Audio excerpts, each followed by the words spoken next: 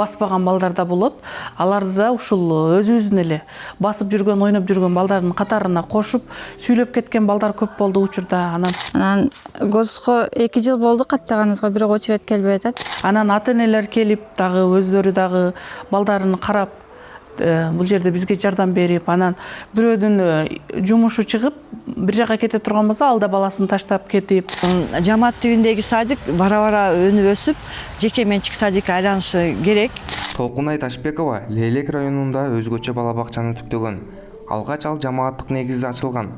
Башында жергиликтүү коомчулук биргелешип колдоо көрсөтүп, айылдагы айымдар балдарды кезектешип карашкан. Учурда каарманыбыз бул жумушту колго алып, үй тибиндеги бала бакчага айланткан. Бул үй Баткен облусундагы Кулумду айыл өкмөтүнө караштуу Агарык айылында жайгашкан.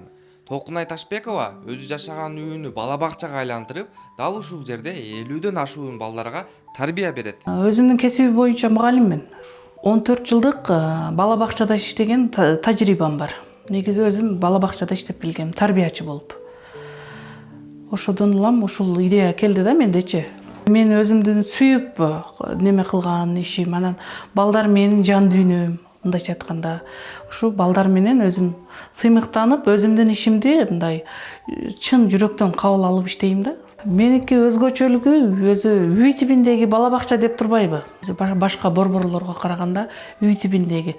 Мисалы балдар өзүнү үйдөгүдөй эркин алып жүрүп, анан билими жагынан дагы, анан мындай акыл эс тутуму жагынан дагы мындай өжөргөлүү болуп тарбияланат да. Үй тибиндеги мындай мекеменин ачылышына мамлекеттик бакчалардагы кезектин узактыгы да себеп болгон. Ата-энелер арасында бир нече жылдан бери кезек күткөндөр да бар. Неберелеримди алып келдим. Мамлекетке нече жылдан бери очередке жазылган. Мына азыр экөө болду. Биринчиси деле жазылган. Жок ошо номер очеред. Албайт, жетпейт. Анан ГОСко 2 жыл болду каттаганыбызга, бирок очередь келбей атат. Тез карап турам, 4-чү очередь эле азыр уже 7-ге аркага кетип атат. Ошо. Анан садикке бергенден бери кызым анча жакшы да. Акылдуу болуп калган. Анан анча сүйлөй албайт эле, азыр уже толук сүйлөп калган да. Биз бир жылдан бери келебиз. Тарбиясы өтө жакшы. Ташбекова Толкунайдын бул жерде жетектегенге өтө жакшы, мага жакты.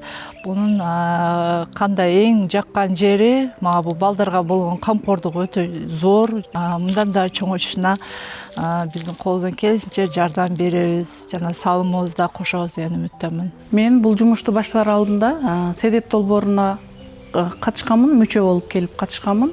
Ал учурда мен жумушсуз элем. Үйдө декреттеги айым элем. Анан бул долбоорго катышып, седеп долбооруна катышып, өзүмө максат коюшту. Анан элдин муктаждыктарын, эмнеге муктаждыгын изилдеп чыгууга мага кандай десем, мындай өбөлгө болду. Мамлекеттик жумушта иштегендердин балдары кароосуз калгандыктан, ал эми мамлекеттик садиктегилер 1,5 жаштан балдарды албайт да. Бала бакчагачы. Биз үй тибиндеги бала бакчада 1,5 жаштан 5 жашка чейинки балдарды кабыл ала баштадык. Элдин кабыл алуусу өтө жакшы болду. Элдер колдоду мени. Бул жакшы идея экен деп сүйүүнү менен эле кабыл алды элдер. Мындайча айтканда 100% уже бала ачыла эле балдар немеге очередке толуп калды да. Анан место жок десем, кайра дагы үйдөн караваттарын алып келип, өздөрү дагы жардамдашкан убактары болду мага. Анан ата-энелер келип, дагы өздөрү дагы балдарын карап, бул жерде бизге жардам берип, анан бирөөдүн жумушу чыгып, бир жака кете турган болсо, ал да баласын таштап кетип, ушундай жардамдарды да берип турган ата-энелер.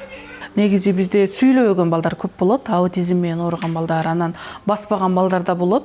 Аларды да ушул өзүбүздүн эле басып жүргөн, ойноп жүргөн балдардын катарына кошуп, сүйлөп кеткен балдар көп болду учурда. Анан бир баспаган бала да келип жүргөн эле, ал да уже жөрмөлөп, уже аракеттенип балдарды көрүп. Анан ата-энелер келип, дагы өздөрү дагы балдарын карап, бул жерде бизге жардам берип, анан бирөөдүн жумушу чыгып, бир жака кете турган болсо, ал да баласын таштап кетип, ушундай жардамдарды да берип турган ата-энелер.